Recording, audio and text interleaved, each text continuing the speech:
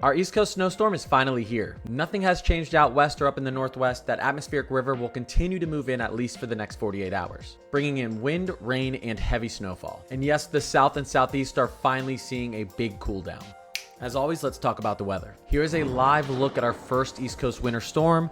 Right now, you do have snow falling in parts of Milwaukee, Chicago, and it is moving its way down towards Indianapolis. And as we've discussed, as we move through the next 24 hours, this snow will begin to make its way east and then eventually northeast, with a bullseye for snow in south and central upstate New York and northeastern PA. Although the higher elevations in West Virginia could see a decent amount of snow with this system as well. What we are looking at right here is our HRRR model. That stands for High Resolution Rapid Refresh Model. And more specifically, we're looking at the total snowfall Kuchera ratio over the next 24 to 48 hours. Now, why we like looking at the Kuchera ratio with snowfall systems moving in earlier in the season is because this ratio takes into account the surface air temperatures. Whereas if we looked at the 10-to-1 ratio, it's just going to assume that the surface air temperatures are at or below freezing. Usually that ratio is going to be a lot more bullish on snow. Whereas the Kuchera model, especially earlier in the season, is going to understand that the surface air temperatures and actual ground temperatures might be a little too warm for that snow to start accumulating right away, making it typically more accurate, especially with early season snowfalls. So when you combine that ratio with the HRRR model, which is a very accurate short range model,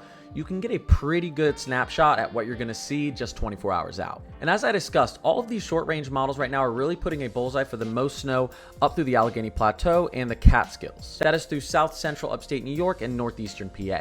This region could see anywhere from 2 inches to possibly even a foot of snow over the next 24 hours. This model now wants to be a little less bullish on snowfall in West Virginia, although still has some locations possibly receiving up to 6 inches. And for anyone in southern Michigan, northeastern Illinois, Indiana, Ohio, and western PA, you do have a chance to see anywhere from a dusting to 2 inches. It's really going to depend how these two low pressure systems associated with this trough adjust and develop over the next 12 hours. I also do think we'll see some snow falling in southeastern PA. That does include Philadelphia and areas of New Jersey. I just do not think those ground temperatures are going to be cold enough to see any sort of accumulation. And as you can see, just over the next about 48 hours in the west and northwest, we will continue to see a lot of rain, snow, and wind. Here is that future radar showing that atmospheric river continuing, and it has no signs of slowing down at least through the next 2 days. Although once we do move into Sunday and Monday, we do expect some of that moisture to potentially move into SoCal. As we've discussed, here come the coldest temperatures of the season for the south and southeast regions, with the coldest temperatures expected to be seen Friday and Saturday morning. And Saturday morning temps as far south as Miami, Florida, could get into the high 40s and potentially even lower than that when you account for wind chill. And last but not least, yes, I know everyone is talking about this potential massive nor'easter dumping tons of snow through the mid-Atlantic and New England on Thanksgiving Day, but it's still a little far out, so I want a little bit more time to give an accurate forecast. Although I will say this, it is exciting that multiple global models are picking up on this same trend. I do think we are going to see a very big push of cold air from a trough moving through late next week.